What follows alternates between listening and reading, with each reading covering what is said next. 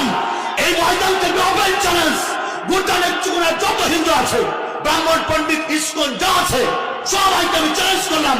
প্রশান্ত বাবুরা জীবন শুধু আমার বিরুদ্ধে বললেন, যদি পারেন যুক্ত নেতা হন, সব আপনার কর্মীদেরকে নিয়ে যত হিন্দু আছে এক পাশে আসেন, আমি একটা বসবেন ছাড়া একা। যদি হিন্দু ধর্মের সত্যতা প্রমাণ করতে পারেন, আমার কাছে শর্ত থাকবে দুইটা। এক নম্বর শর্ত আমার ব্যাপার, যদি আমি হিন্দু ধর্মের কাছে পরাজিত হই, আমি আমার মাথা কেটে দিয়ে যাব। কথা বুঝতেছেন আপনারা? দুই নম্বর শর্ত, যদি এলাকার হিন্দুরা পরাজিত হয়, স্ট্যাম্পের মধ্যে লিখিত থাকবে আমার কাছে কালেমা পড়ে মুসলমান হইতে হবে। কি মুসলমান আপনারা কি আমার সাথে একমত আছেন তো? ইনশাআল্লাহ। শর্টকাট, স্টেট কাট, ওপেন চ্যালেঞ্জ, একবারে খোলা চ্যালেঞ্জ করলাম। বলেন, আমি হিন্দু থাকতে দেখেছি অসংখ্য লাশ আমি হাত দিয়ে পোড়াইছি, অসংখ্য হিন্দুদের কাপড় চোপড় জিনিসপত্র গুলা এইগুলো আমরা চিতার মধ্যে পোড়াই দিয়েছি। আমার বাবা যখন মারা গিয়েছে, আমার বাবার কাপড় চোপড়ও আমরা চিতার মধ্যে ফেলে দিয়েছি, বালিশ তুষক সব ফেলে দিয়েছি। কিন্তু মজার ব্যাপার কি জানেন? তুষক বালিশ ফালাইলাম, কম দামি স্যান্ডেল ফালাইলাম, জামা শাড়ি ফালাইলাম, কিন্তু আমার প্রশ্ন, গোয়ানাথ বাবু যে দোকানে মারা গেল, গোয়ানাথ বাবুর দোকানের মধ্যে 10 লাখ টাকা নগদ ক্যাশ ছিল, গোয়ানাথ বাবুর চশমাটা পুরাইলো, নগদ ক্যাশ তো পুরাইলো না। কি আমার কথা বুঝতেছেন নাকি? আমার প্রশ্ন তাদের কাছে, উত্তম বাবুর মা যে মারা গেল, উত্তম বাবুর মায়ের শাড়িটাও হিন্দুরা পরায়া দিল, উত্তম বাবুর মায়ের ব্লাউজটা পরায়া দিল, কিন্তু উত্তম বাবুর মায়ের গলার মধ্যে যে 5 ভরি ওজনের স্বর্ণের একটা গলার হার ছিল, এই হারটা তো চিতার মধ্যে পুরাইলো না। কি কথা বুঝতেছে নাকি আপনারা? বিমলের বাপ যে বললো খাটটার ভিতরে, ওই খাটটার দাম ছিল 1.5 লক্ষ টাকা।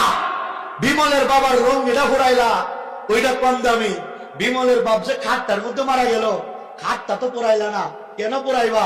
ওইটা তো বেশি দামি। তার মানে বোঝা যায় তোমাদের ধর্মটা সময়ে সময়ে পাল্টায়, গিরগিটের মতো পাল্টায়। শুধু আমি ওয়াসিফ বিল্লাহর একার দোষ, আমি সত্য প্রকাশ করলেই দোষ, সত্য প্রকাশ করলাম না, এই উত্তরগুলা দেওয়ার মতো হিন্দু এখনো ভারত বাংলায় জন্ম হয় নাই। কথা বলেন ঠিক কিনা? আমার হযরত, আমার শাইখ মুর্শিদ আল্লামা আব্দুল হক সাহেব হুজুর, আলহামদুলিল্লাহ, উনি কিন্তু আপনাদেরকে একটা কথা বলে দিয়েছে যে হিন্দুদের শেষ কথা হলো লা ইলাহা ইল্লাল্লাহ মুহাম্মাদুর রাসূলুল্লাহ। উনি তো মুরব্বী মানুষ, বলছে অনেক হিন্দুরা বলবে এটা মিথ্যা কথা, এটা আমরা বিশ্বাস করি না। আমি বলবো, আমি হিন্দুর বাচ্চা, স্পষ্ট বলছি, এটা 100% সত্য। হ্যাঁ, এটা সত্য। সরাসরি আরবিতে বলে না, এটাকে ঘুরায়া ফেরায়া সংস্কৃত ভাষায় বলে। একটু বলে দেবো নাকি? প্রকাশ করে দেবো নাকি? শেষ মন্ত্রটা প্রকাশ করে দেবো নাকি? মুসলমান হিন্দু ব্রাহ্মণ ঠাকুর যারা আছে, এরা মানে সবসময় মনি ঋষিদের, সমস্ত মনি ঋষিরা এরা একত্রিত হইল বেদ দেখার সময়। আমাদের যেমন প্রধান ধর্মগ্রন্থ পুরাণ, হিন্দুদের হলো বেদ। এই বেদ হলো 4 প্রকার, ঋগ্বেদ, সামবেদ, অথর্ববেদ, যজুর্বেদ। এই প্রত্যেকটা বেদ দেখার পরে হিন্দু মনি ঋষিরা চিন্তা করলো, এই বেদের তো একটা মূল মন্ত্র দরকার। যেমন ইসলামের একটা মূল কথা আছে, লা ইলাহা ইল্লাল্লাহু মুহাম্মাদুর রাসূলুল্লাহ। তাহলে আমরা যারা হিন্দু, আমাদের হিন্দুদের তো একটা মূল মন্ত্র লেখা দরকার।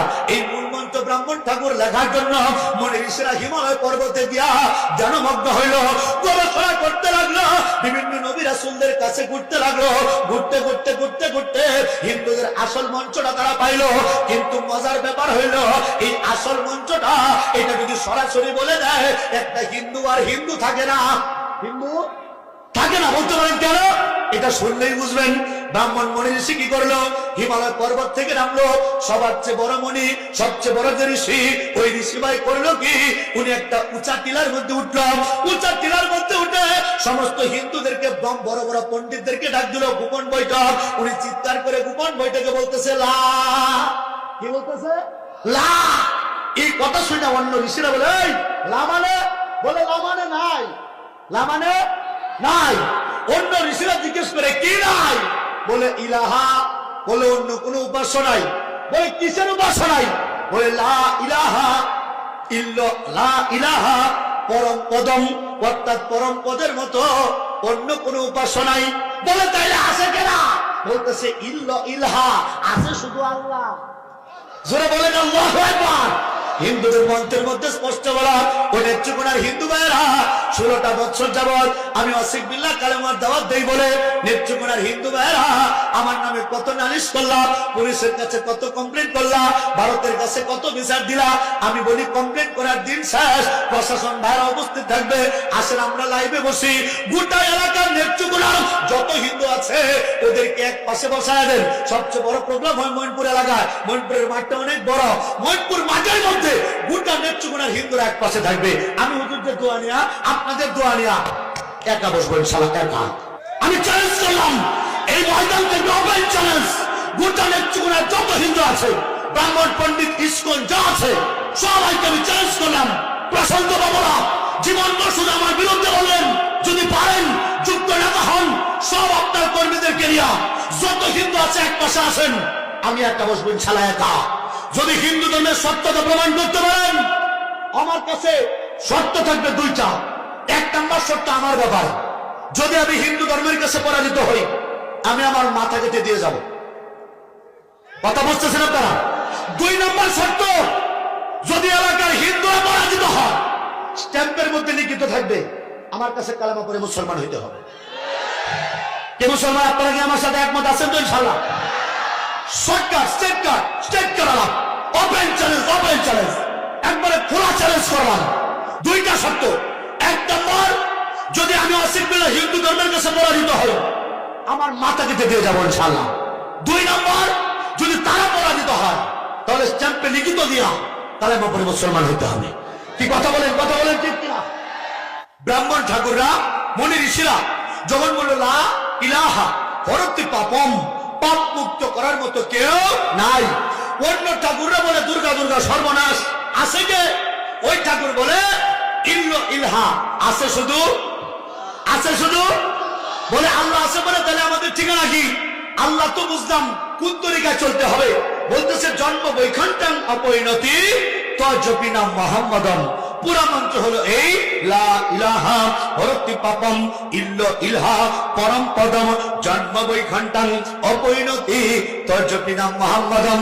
অর্থাৎ এর মানে হইল আল্লাহ ব্যতীত আর সত্য কোনো মালিক নাই। যদি কোনো হিন্দু ভাই মুক্তি পেতে চায়, আল্লাহকে মানতে হবে, নবীজিকে মানতে হবে। চিৎকার করে বলেন না মারহাবা, আল্লাহু আকবার। এটা হলো তাদের মূল মন্ত্র।